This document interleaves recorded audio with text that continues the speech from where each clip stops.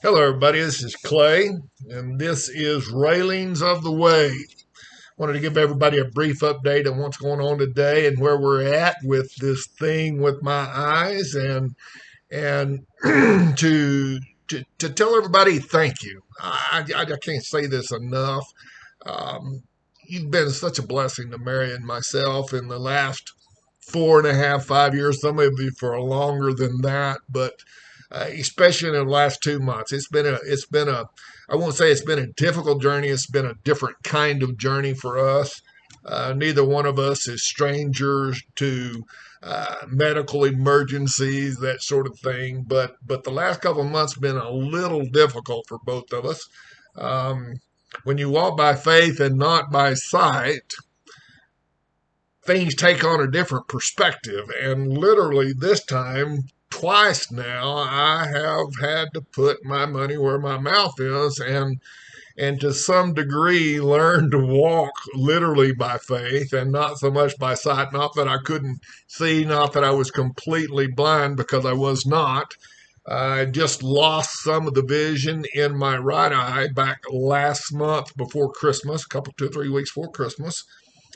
Don't know why, other than best we can figure out, these kind of things come about because of head trauma, head injury, diabetes can cause this. There are some other things that can cause it. I'm not diabetic.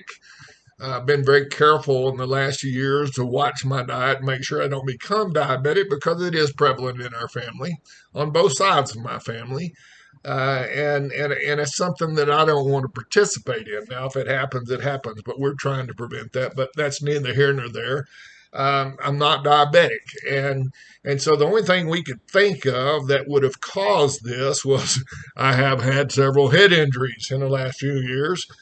I have fallen twice in once. I think I'm trying to think back in 2019, and I slipped and fell and hit my head on the steps of one of the little houses on wheels and trailers in the mountains that we lived in. The first fifth wheel that we lived in. Slipped out the front door on some snow and ice.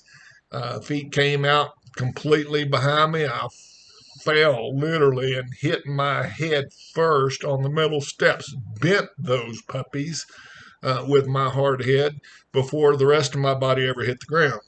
Um, kind of knocked me for a little bit of a loop. Uh, and then earlier last year, back in March, I believe it was, it snowed pretty good and out at the way, and I stepped out on the front porch and I told myself, there's snow on the ground. There's snow on these steps.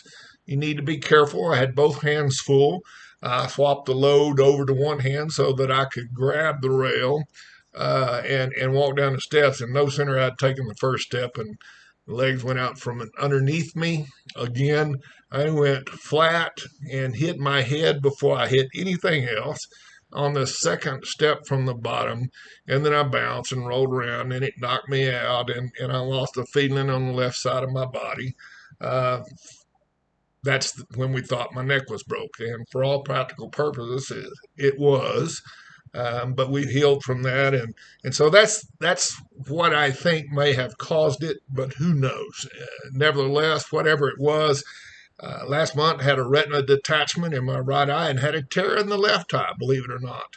It was a minuscule tear, and they didn't catch it the first appointment that I had, but the doctor up here in Colorado Springs, when he did a thorough examination of both my eyes, he caught the tear in my left eye. So he said all that to say this: last month they put me under general anesthesia. I went to sleep, and when I woke up, I couldn't see out of my right eye, and my left eye was pretty blurry.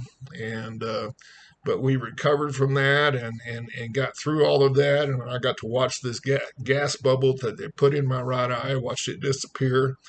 No sooner had that disappeared, though, than right after the 1st of January, both of us got the dreaded COVID. And it concerned both of us. I didn't think anything about my eyes at the time, other than to think, man, I hope I don't get in a coughing fit, because that's liable to cause problems with my eye. But we never really had coughs. I mean, I would cough, but not like some people describe their coughing fits. And in a dry cough, when we coughed, it wasn't necessarily dry. I'm not going to tell you I harked up a bunch of junk, but I did. But that's neither here nor there. But anyway, it wasn't a dry cough, and it wasn't a nagging, prolonged cough. Just you know, and that was it. So I don't really know what caused the tear the second time, other than we've read a couple of articles in medical journals that describe the effects of this Omicron variant of COVID. And in talking with one of the doctors up here at the surgery center, uh, they had said that they had read a similar article that the inflammation that COVID causes has been causing some problems with vision in some of the older patients. So, what caused it, who knows? But I got a second tear in my right eye, and it was not the same place. It was not the same tear. The other one still looked good. This was a new tear. And so we came back up here. I was losing vision out the inside corner of my eye, just slowly creeping across. And went up here and checked it out. And sure enough, scheduled me for surgery the same day. We got to get this fixed now, kind of thing. And we kind of expected that that was what was going to take place, and we're prepared for that a little better this time than we were the first time. So, said all that to say this. Went to the doctor today. I think it's day number 12 after the surgery, 12 or 13, something like that. And doctor looked at me, said, "You're healing very well. Everything looks good. It's expecting exactly where I had hoped that it would be." And I said, "Well, doc," I said, "the only thing I need to know is, can I go home? I'm ready to go home." He said, "I bet you are." And yes, you can. You can go home tomorrow. So that's what we'll do. We'll get up in the morning, bright and early, like we did last time. We'll pack our things and we will get out of Dodge. It's been a pleasant stay. Um, but it hadn't been home. And Mary's over there laughing at me, kind of like, yeah, well, okay. But we're ready to be home and ready to get back to work. And so the doctor has told me that until the bubble completely disappears, that I'm not allowed to pick up over 25 pounds. Once the bubble disappears, I'm clear to do whatever I need to do, want to do. Now then, qualifier that he did tell me before this surgery took place, as they were looking at my eyes, he said after this surgery, sometime within the next 10 to 12 months, you will need surgery again to uh, replace the lenses in both your eyes. This surgery, this laser, something about the laser damages the lenses and causes cataracts, and two of them in a row back to back. And there is damage, more so in the right eye than in the left eye, but there is laser damage in both eyes. And so I talked to him about that today. He said something along the lines of, "We've got an appointment set up for you in 3 weeks to make sure everything's good with this surgery.